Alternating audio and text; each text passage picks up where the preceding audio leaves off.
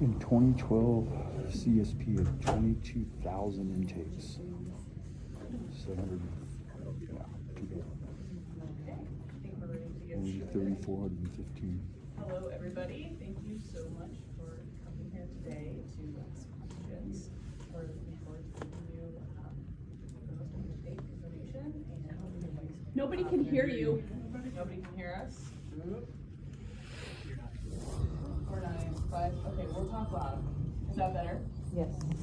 Thank you all for being here with us today to ask questions about homelessness. We have the mayor here, and she's going to talk a little bit first, and then we'll open it up for some questions. We'll take questions from the press first. This is really a press-focused event, and then we will open it up to some questions from the audience, I think. And if there's more unanswered questions at the end, Verena is here to talk with community members and hopefully answer any questions you might have. Great. Thank you, Emily, and thank you all for being here today. Can you hear me okay in the back? Better. All right.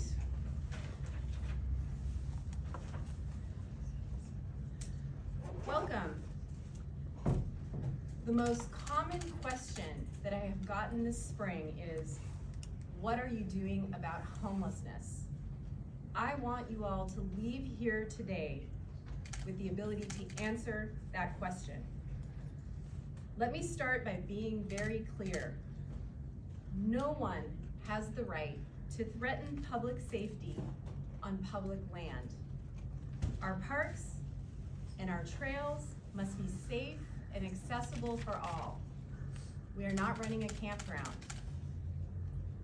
We are taking action in 5 areas to address homelessness: abatement, enforcement, crisis care, shelter, and housing. In the last few months, my administration, our team, and our partners, including the Assembly, have done a tremendous amount of work on this issue.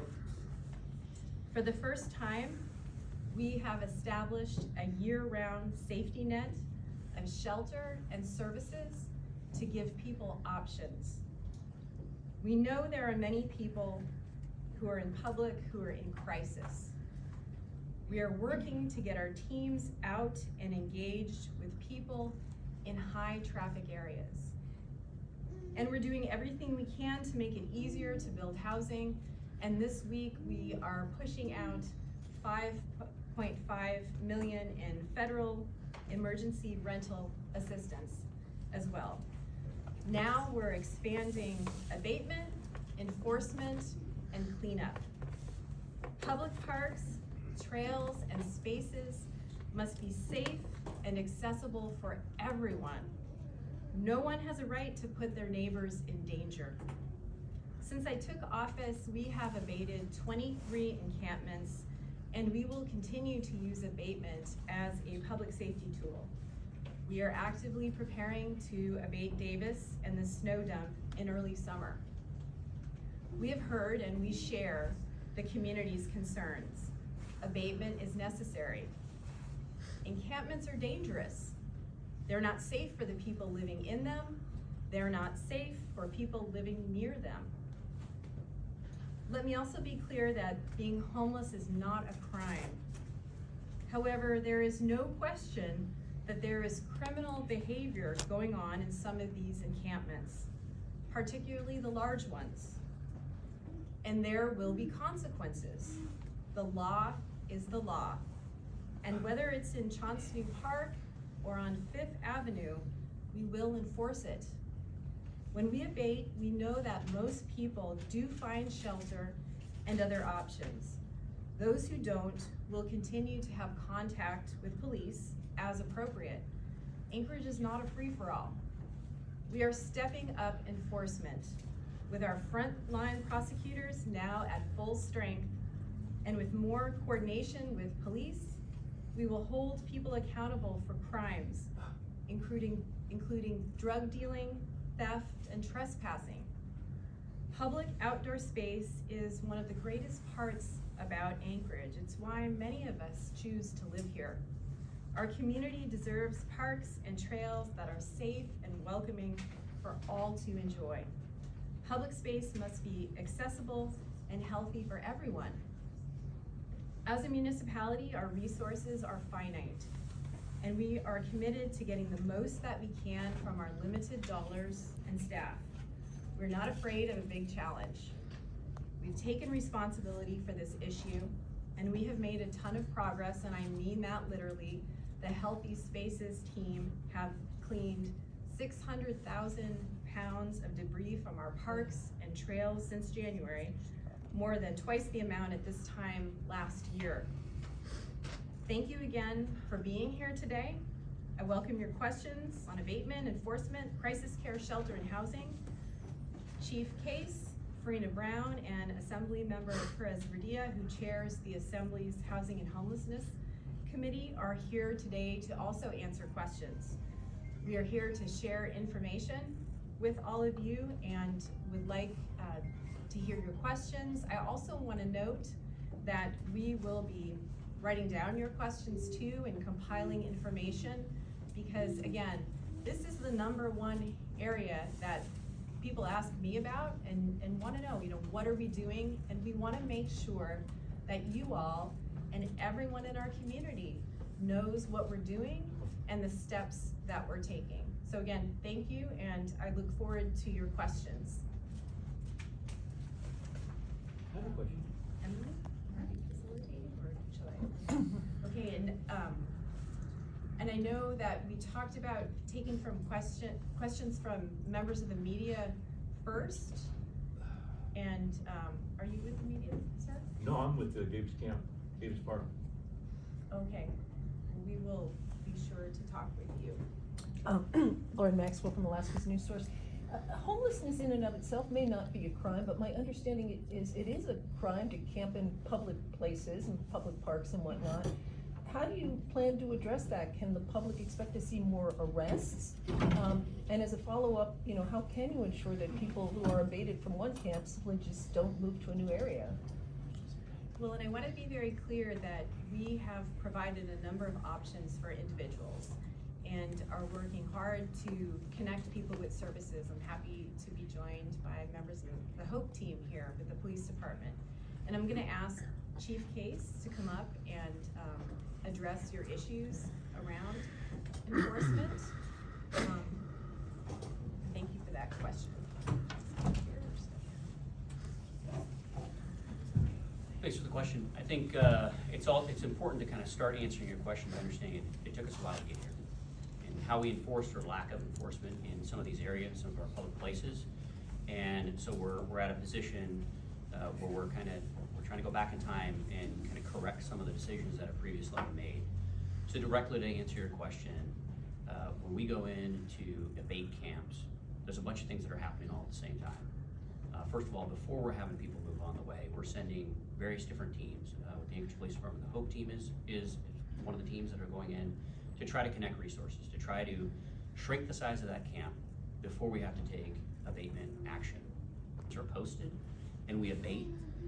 The intent is to have that camp shrunk down so that the members of that camp don't just completely disperse and go other places. We know that some of that is going to happen because all of the members of that camp are not gone before the abatement process takes place.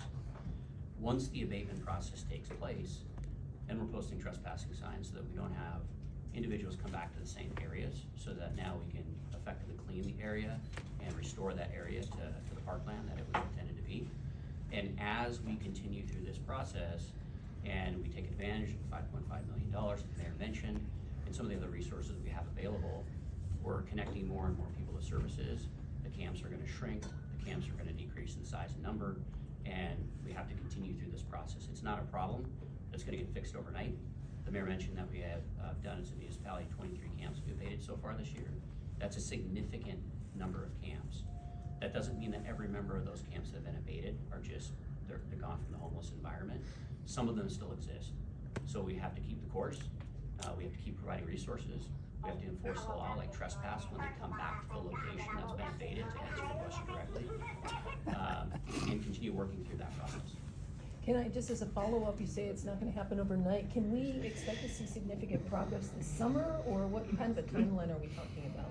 We've already started the process with the 23 abatements, and we have a couple of camps that are now lined up as well to continue the abatement process, so that process hasn't stopped. So we should continue to see, and I'm sure there's some members here that have seen camps be abated in their areas, and so this is always an ongoing issue. So you're gonna continue to see throughout the summer months, the services and the abatement and addressing some of the homelessness concerns. Yeah, Wes Yearly, Alaska Public Media. I'm curious, unless it's changed in the last few months, the city's shelter space has basically been at capacity for like, I don't know, at least 2 years. And I guess when you abate a camp, where can people go? I mean, I'm just curious as to if a camp's being abated and people are being connected to resources, but shelters are at capacity, you know, presumably there aren't any places people could legally go. So I mean, I'm curious where people go. Thank you for that question. I'm going to invite Yearround to come up and address it. Thank you, and I appreciate the question. To be clear. Can you please we are- speak up? Sure, can you hear me now?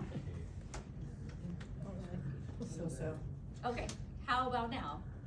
All right, so it's a very good question, and we hear this often. Once we abate a camp, where can individuals go?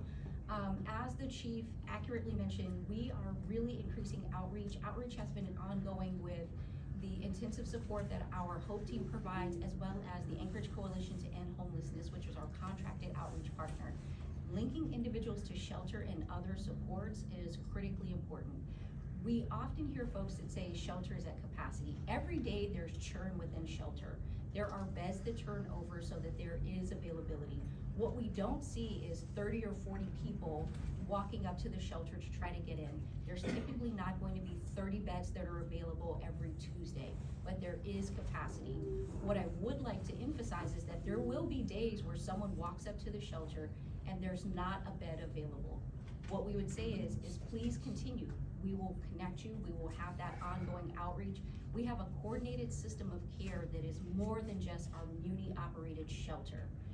The individuals that are experiencing homelessness, it is not, if I wanna get into shelter, I'm not making that one attempt, and because I couldn't get a bed that day, so I'm not going to go back. Our goal is to absolutely ensure through our coordinated shelter providers that we can connect and help that person if it's a linkage back to warming or other supports that are not just the muni-operated shelter. So I guess if somebody doesn't have an option to have shelter that day, you know, are they at risk of violating the law for sleeping outside if they can't sleep in a shelter? As you heard the mayor state, we have not criminalized being homeless. So that individual may unfortunately end up sleeping, maybe couch surfing, they may actually end up outside. What I want to emphasize is they should continue to try to connect to services. It is not a desire that individuals will just say, well, I went on Tuesday and there was no shelter space. We want people to go inside. We will continue to abate, and that comes alongside of a balanced approach, ensuring that there is outreach available, that we are linking people, and I'm going to be redundant in saying this. This is not just about our muni-operated shelter. There are a number of other shelter providers that are part of our coordinated system, including transitional housing. I also want to be redundant and commenting what the chief said. We have $5.1 million that's buoying our system right now, moving people from homelessness into housing, that's creating that flow in our system. So it is not just, I've walked up to the shelter and there are no beds available. We are moving people throughout the system so that we have available space and that there's also linkage. And I guess a follow-up to that. So I know that the city and various community partners do a head count of the number of homeless people roughly. Do you happen to know roughly the gap between what housing and or shelters available and the number of homeless people that are currently There we go, my question. estimated to be? I do not have that number off the top of my head, but we can certainly follow up with you. Mayor, you mentioned that the Davis Park will be abated early summer. Do you guys have any idea when that might be exactly? Do you have a date? Early summer. Okay. So no hard date or anything just yet? Well, I want to take the opportunity to stress too that with a camp like Davis and the snow dump, this is a camp, an encampment that has been in place for years. And, you know, there are a number of people who are there, and it's complex. It's not as simple as just putting up an abatement notice. Police go in, our clinicians and other folks who, you know, work to connect people to services.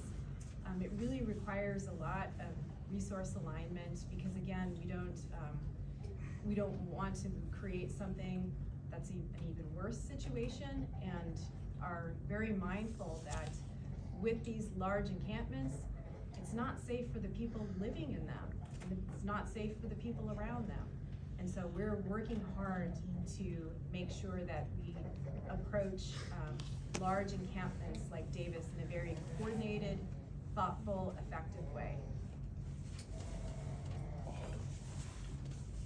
Have any more questions from media members? One of the things that I know you spoke about in your recent update that was of interest to me is putting cameras in Town Square Park. Can you talk a little bit about that? Yes, and this is a good question for the chief to give an update on that project.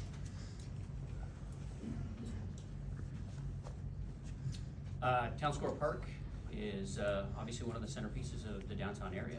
We've also had complaints for many years about some of the activity that goes on in Town Square Park. We put a lot of resources, police resources specifically, in Town Square Parks, as well as Parks and Recs resources over the last year or so to try to make sure that that park is open and a welcoming environment, but we can't be there 24 hours a day. And so we kind of consider this as a pilot project for the city. We'll be placing cameras in Town Square Park. They'll be open where you can see where they're at. There will be signs, so none of this is surreptitious reporting. And we're hoping, first and foremost, that this will be deterrent. That some of the activity that is taking place in Town Square Parks that's impacting businesses or impacting those that want to use Town Square Park, that activity will be reduced just by the fact that there's cameras that are operating. What it allows the police department to do is have access to this information, collect evidence when there are crimes that are being committed so that we're able to prosecute. A lot of the challenges in Town Square Park with doing enforcement action in that area is typically by the time the officers get there to conduct the investigation, the people, the witnesses, the victims, they're gone. And so that information now is lost, and so we can't take enforcement action. So that's kind of the idea and the objective behind the cameras in Town Square Park, and again, it is kind of serving as a pilot program. We're starting there and seeing if it's effective to use those sorts of tools in locations like a park. Is it something or who's? Yes. Okay. I have a follow-up to that. Do you have a timeline on when those cameras will be up? And then I'm curious, I know that APD uses traffic cameras in the past to sort of to solve crimes. But is this the first time that the police department has had its own sort of separate cameras to sort of monitor a part of town? The timeline, first part of your question, I don't have an exact timeline because the government project, it takes a little bit of time, but we have ordered, as I think some of you were at the 2 assemblies meetings ago where it was on the agenda, so we had the appropriation, we've ordered the technology, so we're waiting for all that to come in and then to put it inside Town Square Park. Second part of your question is, outside of cameras that are on our own property or our own buildings, yes, this is the first time the police department would have access to cameras that are outside of our properties, police department property.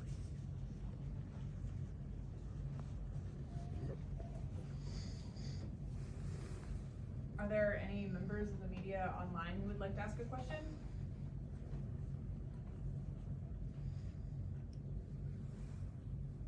Yeah, can you hear me? Yes, go ahead. It's Jeff Landfield. I just wanted to ask, I asked this question last summer at a press conference about the people who, choose to be outside, don't want help, don't want shelter, don't want treatment.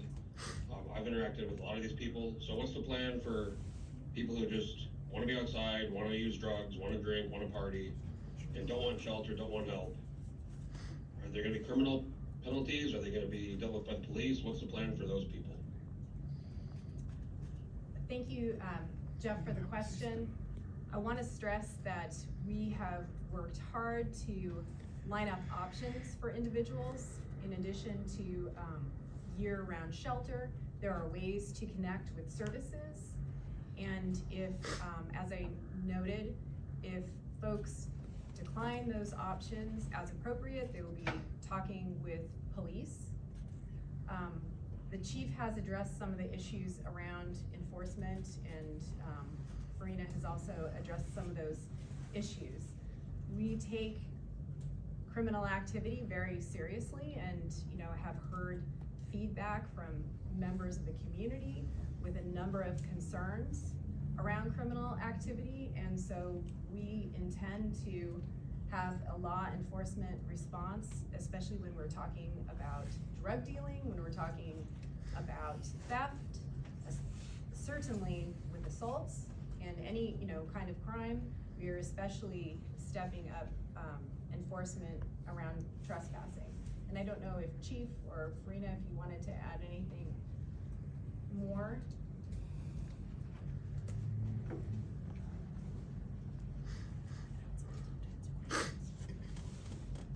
And thank you for that. Just to reinforce, we are going to continue to abate. What the mayor has just stated are exactly the steps that have been taken based on the ability to have a fully staffed prosecutor's office that can work alongside APD. I want to stress the idea is we are not intending to criminalize individuals that are experiencing homelessness, but there is a change in the expectation that we are making services available, and there will be ongoing outreach and engagement as well as enforcement and abatement action. If an individual is engaging in criminal behavior, then that is going to be a law enforcement interaction. And I just want to stress again too that our public spaces must be safe and accessible for everyone, for every person to use them in a way where, again, they feel safe and welcome. I think you mentioned earlier that this is the first time that there's 24/7, I think the term you use is 24/7 assistance for homeless resources. Can you just sort of describe what that looks like broadly? Thank you for the question. Year-round? Yeah, I think somebody said earlier that the city now has sort of year-round ability to address homelessness. I'm curious what that looks like. Well, we have made an effort to stand up a year-round public safety service net, and that includes shelter. And in the past, shelter was primarily emergency shelter, increased around cold weather. And we recognize that it needs to be available year-round, and so we have done that. I'm curious, I know that the last year-round shelter would have been the Sullivan Arena, and that, came with its own problems, particularly around public safety. Are there steps being put in place to ensure that any existing year-round shelter won't sort of devolve into some of the issues that the Sullivan had? Well, I mean, the Sullivan was a much bigger shelter than what we're operating now. And certainly we're focused on good operations, safe operations. I don't know, Rita, do you want to add any more to that piece? And if I may, are you saying that we have these year-round shelters operating now? We do have a year-round congregate, and that's in an open space, the 56th Avenue, which holds, has room for 200 people. And then we have stood up non-congregate, which is semi-private rooms through hotels, and we have made those available year-round. And if you want to address that issue around One's gonna close them. Lauren, you nailed it. Yes, we are not saying that we are moving to year-round shelter operations. We have year-round shelter operations. Those 200 beds are significant in, as the mayor stated, that is built into our general operating budget. So the expectation for an individual is those services will be available. Providers know where they can link people. To your question regarding how is this different than the Sullivan, first and foremost, capacity. We don't have plus 500 people in one location. We have a network of our congregate and non-congregate shelter services that are really operating in a coordinated system through a third-party oversight where there's an ability to connect individuals, where we can understand where if someone has some acute behavioral health, something that's very different with our shelter providers this year, they all have case management. Our East 56th Avenue has behavioral health on-site. It has an EMT that's on-site. So the level of engagement and resources that are available is very different, that takes away from what we saw in years past. And years past is what gave us that lessons learned so that we know how to develop a network that meets the need of the individuals we're serving and reduces that impact on the community. Because while we want to make sure that we are paying attention to the needs of the individuals that are incredibly vulnerable in our shelter, we also understand that reverberating effect on the community, that if we aren't doing our due diligence, if we are not being good stewards of, while we have someone in front of us, they're just gonna walk outside. And if they're not connected, if they haven't built those relationships, then how are we making Anchorage a better place? And not everyone is going to be ready for that. Sometimes it takes multiple contacts, but we want those services to be available. We want the community to know that there is a place that you can direct people. Isn't the 56th Avenue shelter closing though? The East 56th Avenue shelter is transitioning to our scatter site model. We will still maintain the 200 bed capacity between two scatter sites. That is actually now, I'm excited, it's moving into the confidential negotiation process so that we'll have more information we can share back on that later. But yes, that particular location is spinning down, but we will still maintain the safety net, moving into that scatter site model that really provides a smaller space that gives much more attention to what the needs are of those individuals. And it also reduces that singular impact on one community that service is just there. We've heard loud and clear from many of you that there's kind of a disproportionate impact on some areas of town, and we are being very thoughtful and mindful of that. Let me see, yeah, Michelle has, you might want to say it. Yeah, Michelle Terrio, Boots with the Anchorage Daily News. Thanks for taking my question.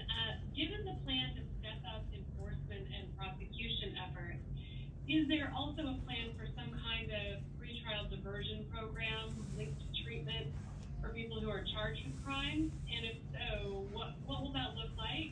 And do we have the treatment available for people to participate in that? And the chief is walking up to take this question. Thanks for the question, Michelle. We'll get into this a little bit more when we talk about the public safety plan in the future, but yes, there is a plan moving forward to increase the diversionary options that are available within the municipality. So when we think about how we respond to those that are committing crimes, we really have to think about it on a spectrum.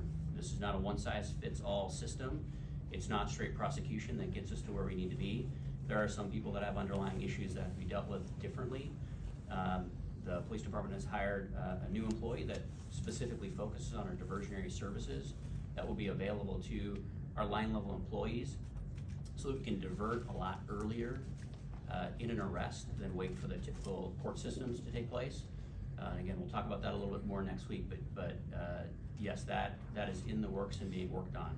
The second part of your question is, you know, we've thought about services that we have available in Anchorage, and one of the things that we've said for years is we just don't have enough services available.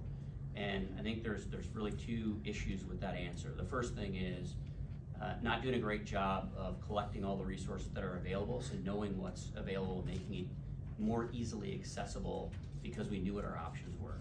The municipality, and I say we, so I mean the entire municipality, has been looking at all those options and collecting them and putting them together so that we know what's going to be available to either the officers, our CAP team, our HOPE team, Parks and Recs, and we also know that there's going to be more services coming online in the upcoming months as well. So our capacity isn't where it needs to be, but our capacity is better than what we once thought it was, and it's continuing to get better as we move forward.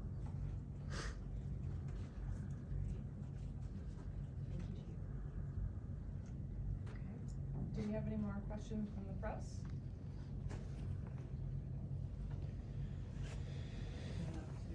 I have a question. Yes. It's Jeff Landfield again. I just wanted to ask, Governor Gavin Newsom in California just recently asked, talked about getting a law passed to criminalize these camps and this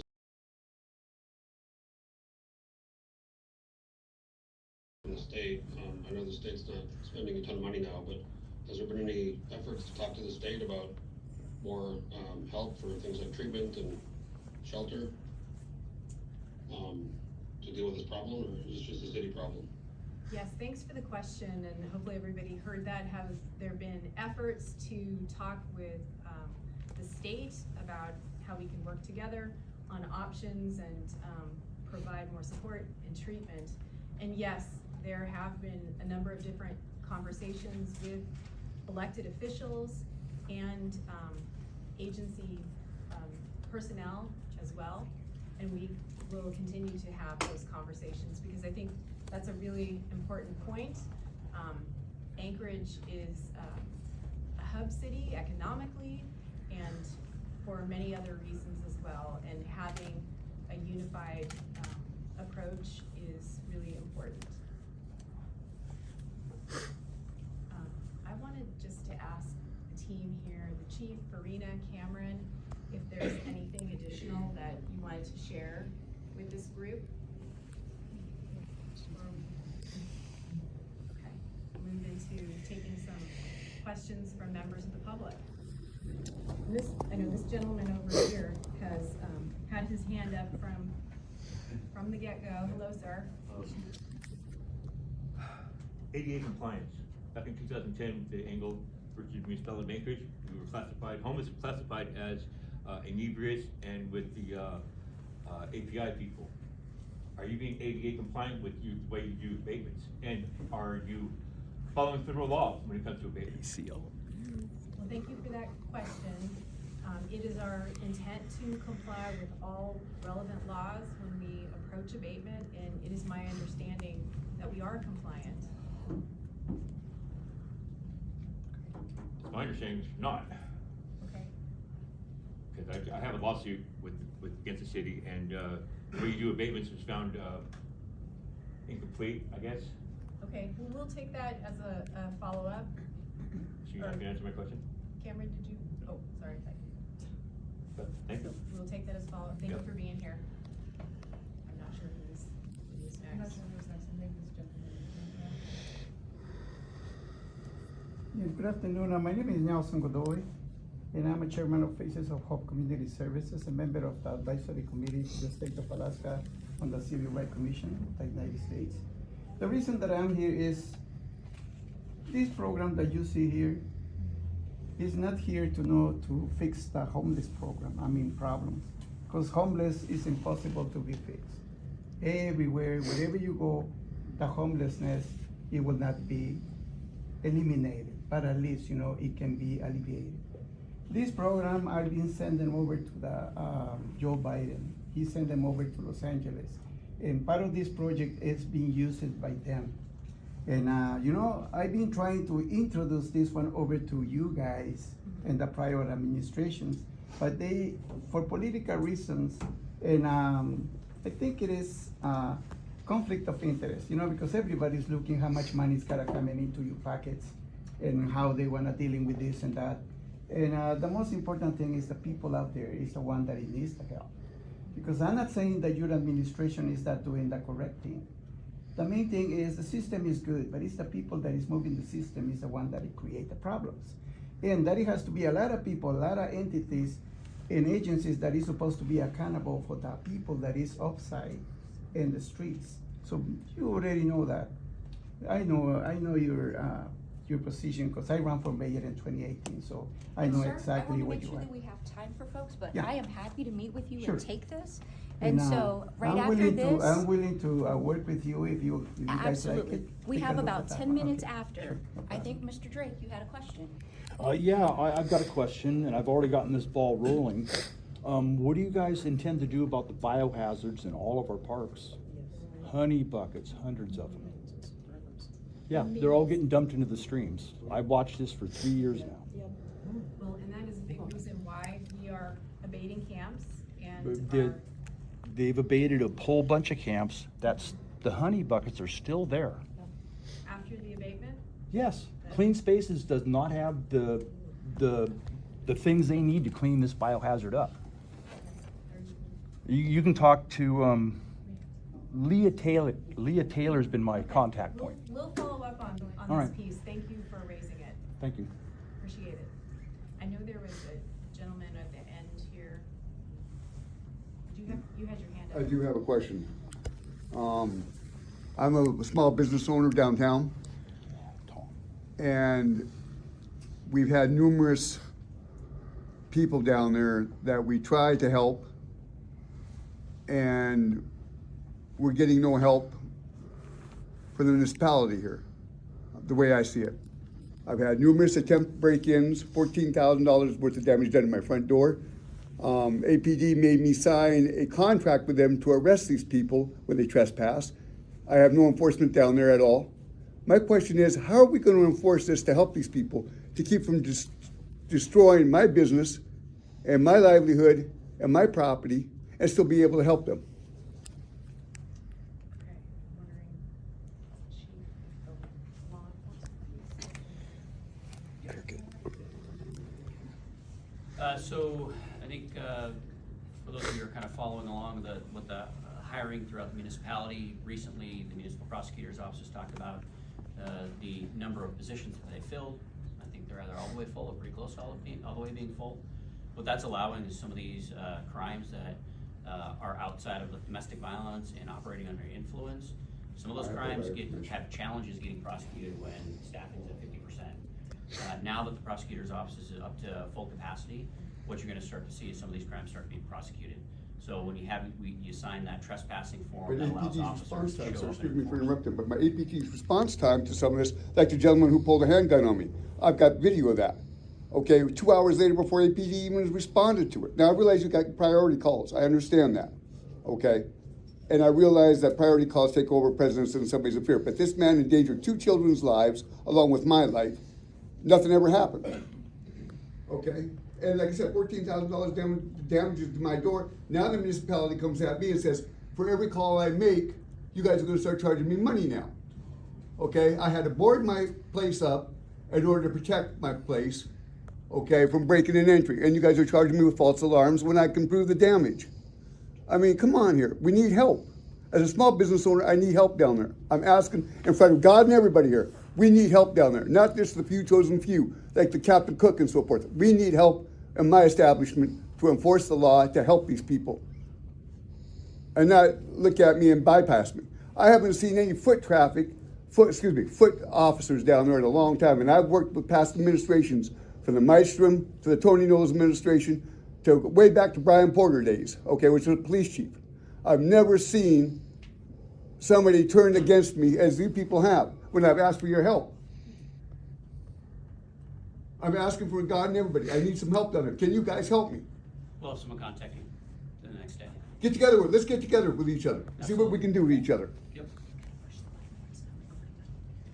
Well, we have time for maybe one more question, and then we're gonna break off into it. I'm not sure, woman in the middle? In the middle, have your hand up. Me? Okay. This whole crisis has been allowed to go on far too long.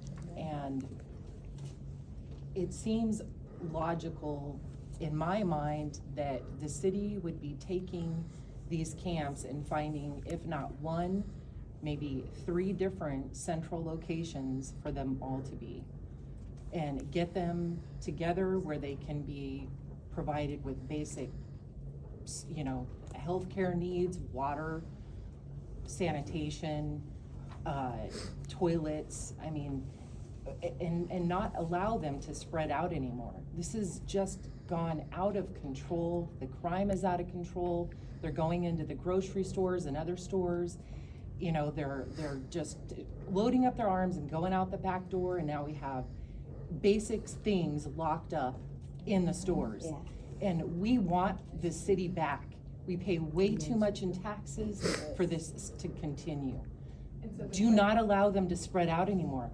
Get out there, get them cleaned up. If they don't want to follow into one camp, then then they get arrested. Yeah. I mean, and also, if you guys, put them in one place or three places, they can have access to basic services as well.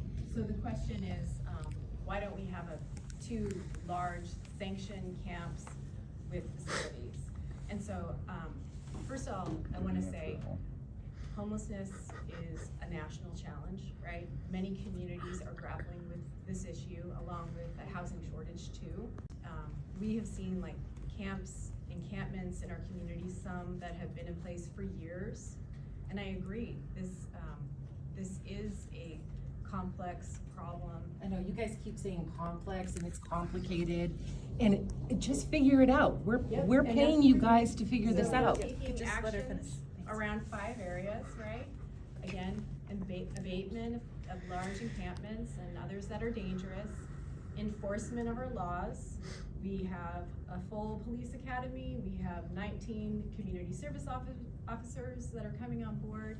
We have a fully staffed prosecutors department. We are on track to eliminate speedy trial dismissals. This is huge. We are connecting folks with crisis care. We have a lot of people in our community who are experiencing mental health crises, who are experiencing behavioral health crises and substance misuse issues, along with physical health crises, and we recognize those people need a different kind of intervention. We are providing shelter as a place for people to connect with other services and ultimately get into housing, which is what we need. And I know it's a tough issue, and I know folks are frustrated. I get frustrated too. I want our public spaces to be safe for everyone. I want people to feel like their children can play without worry in parks. And I know many people, again, are concerned and frustrated. And I'm here to tell you that we are taking action and we are making progress, and we are gonna continue to make progress. And yes, it's gonna take some time. And thank you all so much for your questions. I appreciate you being here. We'll do this more often. And we really want to make sure that you have information and know what's going on. How much more is this going to cost us, and when is transparency on the fiscal responsibility to the taxpayers of this community going to come into play? We want fiscal responsible Okay, folks, again. administration. We will continue to have conversations. Well, we can't, because you limit us, the people who elected you. You're limiting us to the information in these questions. I'm happy to help connect you with more information. In fact, the assembly has a homeless. There's a full packed room, and you should be opening the floor a little bit longer to the taxpayers who elected you. We can have town halls, we're going to continue to have conversations. Anybody else want to have some more questions? Thank you so much, folks. Yes. This is what we A bunch of elected. They're questions, but shutting they're not us gonna down. They're taking our voice again. Channel 2 News, or anybody that Can't wants keep taking videos our of other voice. stuff.